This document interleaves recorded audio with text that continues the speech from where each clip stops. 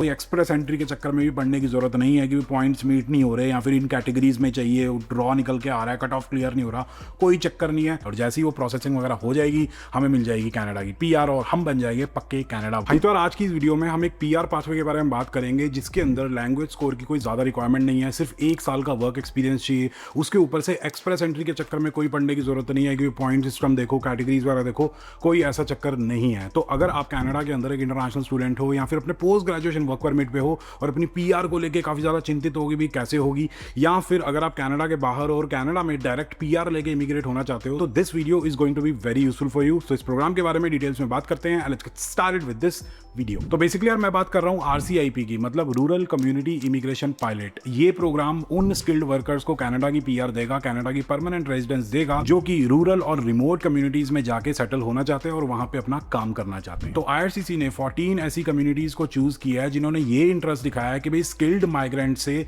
हमें काफी ज्यादा फायदा होगा और उन स्किल्ड माइग्रेंट्स को हम सपोर्ट करने के लिए रेडी हैं। तो बेसिकली जो कम्युनिटीज है ना, ये कुछ सर्टेन एम्प्लॉयर्स को चूज करेंगी, उनको अप्रूव करेंगी, जो कि उन जॉब्स के लिए लोगों को हायर करेंगे, स्किल्ड वर्कर्स को हायर करेंगे जिन जॉब्स के लिए वो लोकली टैलेंट को फाइंड नहीं कर पा रहे हैं। अब क्वेश्चन ये आता है कि इस पाथवे के अंदर अपनी कनाडा की पीआर अप्लाई करने के लिए मिनिमम रिक्वायरमेंट्स क्या है। तो बेसिकली यार rural community immigration pilot program के अंडर अपनी कनाडा की पीआर अप्लाई करने के लिए सबसे पहली रिक्वायरमेंट तो ये है कि हमारे पास एक वैलिड जॉब ऑफर होना चाहिए from a designated employer in the community. मतलब जिस कम्युनिटी के थ्रू आप अपनी पीआर अप्लाई कर रहे हो उस कम्युनिटी के अंदर एक डेजिग्नेटेड एम्प्लॉयर जो कि कम्युनिटी ही चूज करेगी, उससे आपको एक जॉब ऑफर होना चाहिए। सेकंड रिक्वायरमेंट ये है कि आपके पास एटलीस्ट 1 साल का, मतलब मिनिमम 1560 आवर्स का रिलेटेड वर्क एक्सपीरियंस होना चाहिए इन द पास्ट 3 ईयर्स। मतलब जिस फील्ड के अंदर जॉब ऑफर होगा उसी से रिलेटेड 1 साल का कम से कम वर्क एक्सपीरियंस होना चाहिए पिछले 3 सालों में। उसके बाद तीसरी रिक्वायरमेंट ये है कि हमें अपनी लैंग्वेज एबिलिटीज प्रूव करनी पड़ेंगी, या तो इंग्लिश या फिर फ्रेंच। तो इंग्लिश में कौन कौन से एग्जाम्स दे सकते हैं,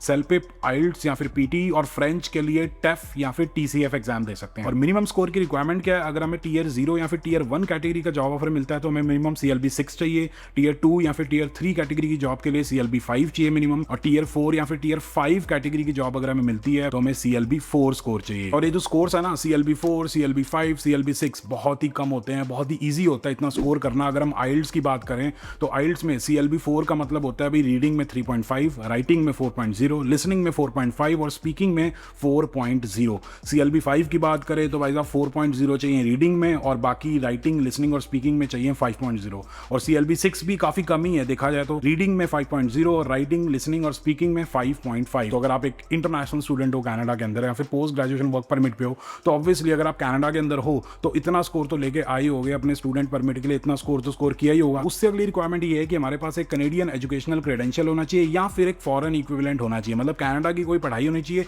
या फिर इक्विवेलेंट बाहर की, अपनी इंडिया की या फिर होम कंट्री की पढ़ाई होनी चाहिए। और जो पढ़ाई है, जो क्वालिफिकेशन है, वो काफी ज्यादा कम है। तो अगर हम कनाडा की पढ़ाई की बात करें तो एक कनेडियन सेकेंडरी स्कूल डिप्लोमा होना चाहिए, मतलब एक हाई स्कूल डिप्लोमा होना चाहिए, या फिर एक Canadian post secondary certificate diploma, या फिर एक डिग्री होनी चाहिए from a designated learning institution, मतलब एक DLI इंस्टीट्यूशन। तो आज की डेट में अगर आप कनाडा के अंदर एक post graduation work permit holder हो तो ऑब्वियसली आपने कनाडा के अंदर कोई ना कोई पढ़ाई तो की होगी, कोई सर्टिफिकेट कोर्स, कोई डिग्री कोर्स या फिर कोई डिप्लोमा, एडवांस डिप्लोमा, कुछ तो किया होगा, तभी आपको PGWP मिला है। तो ये रिक्वायरमेंट भी आपकी फुलफिल हो जाएगी बड़ी आसानी से। और अगर आप कनाडा के बाहर हो, इंडिया में या फिर अपनी होम कंट्री से वीडियो देख रहे हो, तो आप ये सोच रहे हो कि मेरे पास तो कोई कनाडा की एजुकेशन नहीं है, तो आपने अपने होम कंट्री में जो भी पढ़ाई की है, स्कूलिंग की है या फिर कोई डिग्री की है या फिर कोई डिप्लोमा किया है, तो उसका आपको ECA कराना पड़ेगा। तो ऑब्वियसली अगर आपने स्कूलिंग भी की होगी, 12th पास हो गए, तो कनेडियन सेकेंडरी स्कूल वाली इक्विवेलेंसी तो आपको मिल ही जाएगी। तो WES से ECA करा सकते हो या फिर और भी जो ऑर्गेनाइजेशंस हैं उनसे ECA करा सकते हो। तो ये रिक्वायरमेंट भी बड़ी आसानी से फुलफिल हो जाएगी मोस्ट ऑफ द पीपल की। उसके बाद आखिरी जो रिक्वायरमेंट है वो ये है कि आपके पास इनफ मनी होना चाहिए अपनी या फिर अपनी फैमिली की ट्रांजिशन को सपोर्ट करने के लिए। और कितना पैसा होना चाहिए, अगर नंबर ऑफ फैमिली मेंबर्स 1 है, मतलब आप अगर अकेले हो तो उसके लिए $7,963 चाहिए, 2 लोगों के लिए $9,692 और उसी हिसाब से आप ये टेबल चेकआउट कर सकते हो। तो इतने पैसे आपको चाहिए। 7 लोगों की अगर फैमिली है तो $20,884 चाहिए, और 7 लोगों से ज्यादा की फैमिली है, पता नहीं क्या हिसाब किताब है, तो हर मेंबर का $1,869 एक्स्ट्रा लगेगा। तो ये सारी की सारी रिक्वायरमेंट्स है और मेरे हिसाब से एक को छोड़ के वो जो जॉब ऑफर वाली रिक्वायरमेंट है उसको छोड़ के सारी की सारी जो रिमेनिंग रिक्वायरमेंट्स हैं वो बड़ी ईजिली फुलफिल हो जाएंगी। और जो जॉब ऑफर की रिक्वायरमेंट है उसके बारे में और डिटेल्स जरा चेकआउट करते हैं। क्वेश्चन ये आता है कि भाई कैसे और कहाँ से हमें वो जॉब ऑफर मिलेगा। अब ऐसा नहीं है कि वो जो 14 कम्युनिटीज़ हैं उनमें से किसी भी एक कम्युनिटी में आप कहीं पे भी एक जॉब ऑफर ले लो, किसी भी एम्प्लॉयर के पास जाके कोई भी जॉब ऑफर ले लो और हिसाब किताब बढ़िया हो जाएगा। इस पाथवे के अंडर आप अपनी पीआर अप्लाई कर दोगे और बन जाओगे पक्के कनाडा वाले। ऐसा सिस्टम नहीं है। उन कम्युनिटीज़ के अंदर कुछ स्पेसिफिक फील्ड्स हैं, उन्हीं से आपको जॉब ऑफर मिलना चाहिए, तभी इस पाथवे के अंडर आप अपनी पीआर अप्लाई कर सकोगे। अब ये कैसे पता लगेगा कि भी कौन कौन से फील्ड्स हैं और कौन कौन से एम्प्लॉयर्स हैं जिनसे हम अपने जॉब ऑफर वगैरह ले सकते हैं? वो पता करने के लिए फिर से हमें canada.ca वेबसाइट पे जाना पड़ेगा। तो जैसे ही इस पेज पे आप आओगे जहाँ पे लिखा है गेट अ जॉब ऑफर, तो यहाँ पे आप अपनी रूरल कम्युनिटी चूज कर सकते हो। तो ड्रॉप डाउन में जाते हो तो ये 14 कम्युनिटीज आपको दिखाई देंगी, जैसे कि नॉर्थ बे, सडबरी, टिमन्स, सुसन मैरी, थंडर बे, या फिर मैनीटोबा के अंदर ब्रैंडन है, सस्कैचुअन के अंदर मूस जॉ है।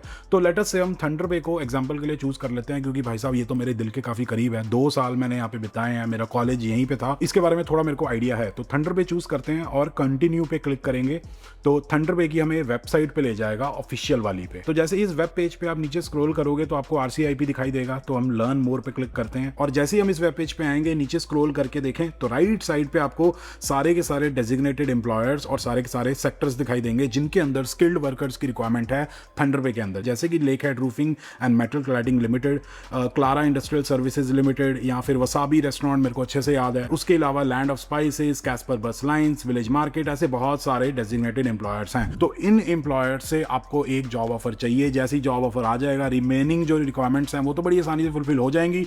तो पीआर लेना कनाडा की बड़ा इजी हो जाएगा और कोई एक्सप्रेस एंट्री के चक्कर में भी पढ़ने की जरूरत नहीं है कि पॉइंट्स मीट नहीं हो रहे या फिर इन कैटेगरीज में चाहिए, ड्रॉ निकल के आ रहा है, कट ऑफ क्लियर नहीं हो रहा, कोई चक्कर नहीं है। जैसे ही आपको जॉब ऑफर मिल जाएगा उससे आगे कुछ स्टेप्स हैं वो बताता हूँ अभी वीडियो में आगे क्या करने हैं। जैसे वो हो जाएंगे तो पीआर हो जाएगी। फिर इन कम्युनिटीज में जाके आपको जॉब ऑफर तो मिला ही हुआ है, जॉब करोगे, रहोगे, हिसाब किताब बढ़िया हो जाएगा और बढ़िया अपना लाइफस्टाइल बिताओगे। उसी तरीके से अगर हम टिमिन्स की वेबसाइट को चेकआउट करें तो यहाँ पे मैंने टिमिन्स सेलेक्ट किया, कंटिन्यू करा और उसकी वेबसाइट पे अगर हम जाते हैं तो हमें यहाँ पे सारे के सारे वो जो सेक्टर्स हैं जिनके अंदर स्किल्ड वर्कर्स की रिक्वायरमेंट है वो दिखाई दे जाएंगे। Health, education, trades and transport, natural resources and agriculture, business, finance and administration, और ये सारी प्रायोरिटी ऑक्यूपेशंस हैं। तो इन ऑक्यूपेशंस के अंदर आपको जॉब लेनी होगी टिमिन्स के अंदर। तो बेसिकली यार ये जो 14 कम्युनिटीज हैं, हर एक कम्युनिटी की वेबसाइट पे जाके, पेज पे जाके आपको चेक करना पड़ेगा कि भी इनका क्या स्पेसिफिक प्रोसेस है, इनकी क्या पर्टिकुलर रिक्वायरमेंट्स हैं। क्योंकि एक तो फेडरल रिक्वायरमेंट्स होगी कि भी आपके पास मिनिमम 1 साल का वर्क एक्सपीरियंस होना चाहिए,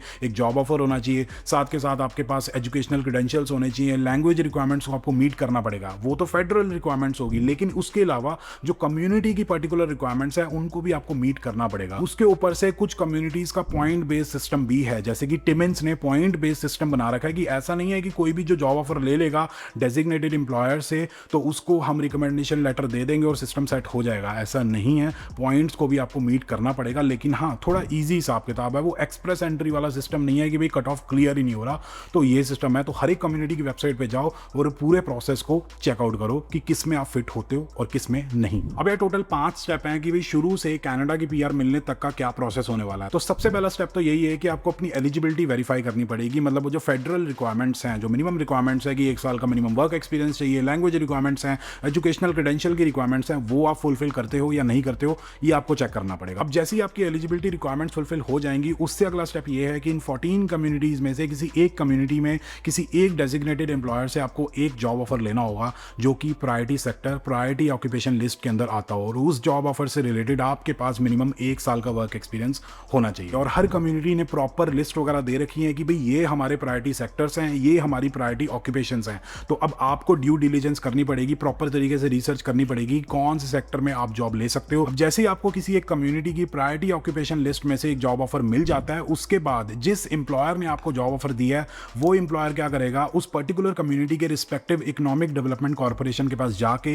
एक कम्युनिटी रिकमेंडेशन एप्लीकेशन डालेगा। उसके बाद यार चौथे स्टेप में क्या होगा कि जिस ऑर्गेनाइजेशन के पास आपके एम्प्लॉयर ने वो जो कम्युनिटी रिकमेंडेशन एप्लीकेशन डाली थी, वो ऑर्गेनाइजेशन सारी की सारी चीजों को चेक करेगी, क्रॉस वेरीफाई करेगी, मतलब एप्लीकेशन को प्रोसेस करना स्टार्ट करेगी। सबसे पहला काम तो यही होगा कि भी जॉब ऑफर को वेरीफाई करना कि क्या वो प्रायोरिटी सेक्टर की लिस्ट में आता है, क्या वो प्रायोरिटी ऑक्यूपेशंस की लिस्ट में आता है उस पर्टिकुलर कम्युनिटी की। उसके बाद जो आप हो, आप कैंडिडेट हो, आप क्या सारी की सारी रिक्वायरमेंट्स को फुलफिल करते हो उस पर्टिकुलर कम्युनिटी की, या फिर क्या आप फेडरल रिक्वायरमेंट्स को फुलफिल करते हो। तो जैसे ये सारा हिसाब किताब हो जाएगा, सब बढ़िया हो जाएगा, उसके बाद अगला स्टेप है। अब आखिरी स्टेप तो यार प्रोसीजर बहुत ही ज़्यादा ईजी है। जैसे ही आपको कम्युनिटी से एक रिकमेंडेशन लेटर मिल जाएगा, उसको लेके हमें IRCC की वेबसाइट पे अपनी PR अप्लाई कर देनी है, और जैसे ही वो प्रोसेसिंग वगैरह हो जाएगी हमें मिल जाएगी कनाडा की PR और हम बन जाएंगे पक्के कनाडा वाले। और फिर उस कम्युनिटी में जाके जॉब ऑफर जो हमें मिला है वो जॉब को ज्वाइन करना होगा, काम करना होगा और सिस्टम एकदम सेट हो जाएगा। तो बेसिकली यार ये जो PR प्रोग्राम है RCIP मतलब रूरल कम्युनिटी इमिग्रेशन पायलट, ये एक एम्प्लॉयर ड्रिवन प्रोग्राम है। ज़्यादा जो काम है वो एम्प्लॉयर को करना है,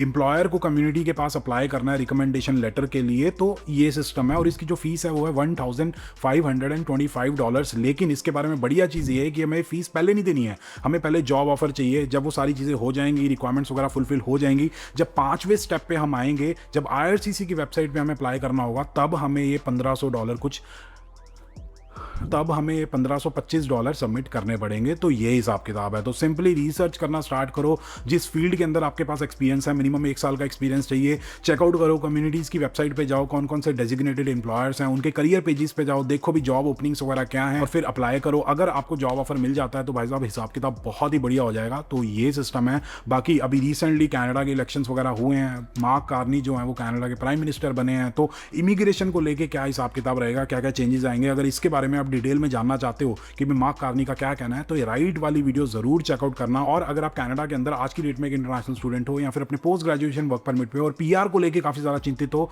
और CLS स्कोर को बढ़ाना चाहते हो, तो कैसे कर सकते हैं, उसके लिए आप ये लेफ्ट वाली वीडियो चेकआउट करो। बाकी अगर आप लोगों को वीडियो पसंद आई तो please like share and subscribe. As always stay healthy and keep hustling.